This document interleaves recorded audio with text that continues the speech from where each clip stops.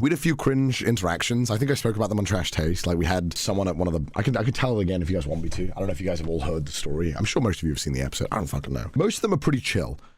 Oh, there's one funny one. There's one really funny one. So John, Super Eye Patch Wolf, fucking love John. Watch his latest video about the YouTube success one. It's, if you want to become a YouTuber or you are a YouTuber, it's the best video ever.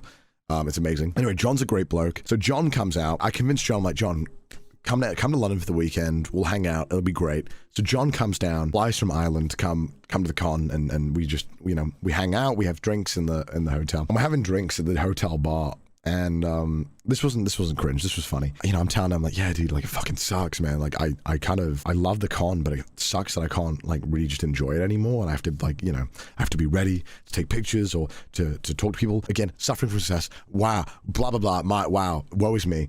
I know it's, yeah, we were just lamenting it and just being like, oh, you know, it kind of sucks that I can't enjoy it. And he's like, yeah, man, I get it. And then from across the bar, this like 50-year-old guy like goes, Connor, mate, Connor. I'm like, what's up? He's like, you want a beer?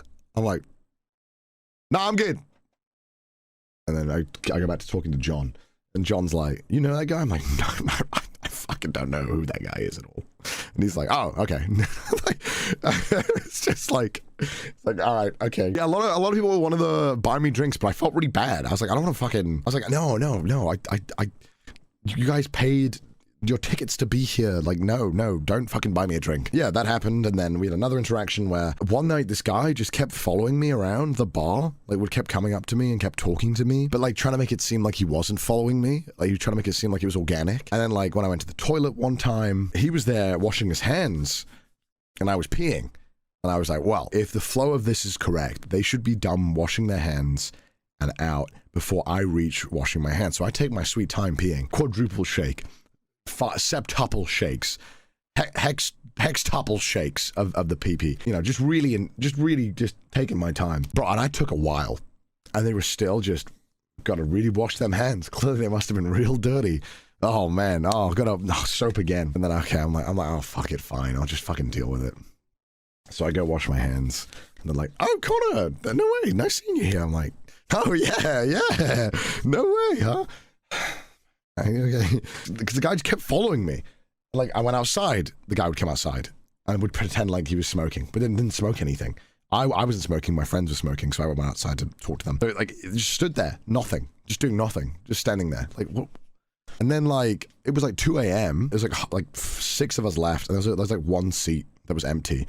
And the guy who'd been like kind of following me or tailing me all night, you know, I want to say that if this guy ever sees this, don't worry about it. It wasn't bad. Just don't do it again to people. It's weird. And I appreciate that you were just enthusiastic and that you wanted to talk. But, you know, there's a time and a place. And obviously, when you're hanging out with friends, obviously the vibe isn't there. So don't do it. But don't beat yourself up for it. So the guy comes over. There's a seat that's empty. He's like, hey, can I join you guys for a drink? Nice enough. Totally fine. And I was like, no, I mean, you know, we're just kind of friends and it's kind of not the vibe. And he was like, oh. And I think I also mentioned like, oh yeah, no one already knows you here, and you know it'd be kind of uncomfortable. Shot is shot. That's fine. You can do that. You're allowed to ask if you can take a seat, but the answer was probably going to be no from the start. It was probably never going to be a yes. So I tell him that.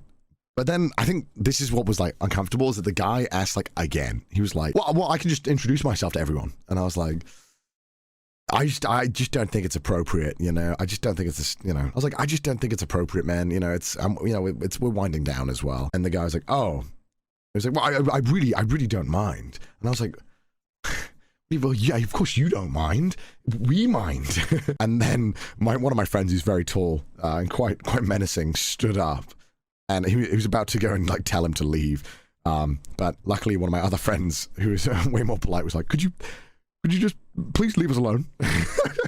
It was very like desperately asking. It was very funny. And then I think it was so desperate that I think it was so pitiful and desperate that he was like, oh, I really should just be, I think I am a bother. And so he just goes away, and we were just like, fuck's sake. You just don't want to deal with it, you know? You're chilling with your friends, right? I don't know. So that was MCM. Honestly, although it had a few notable things happen, it actually wasn't like that eventful. It was pretty chill.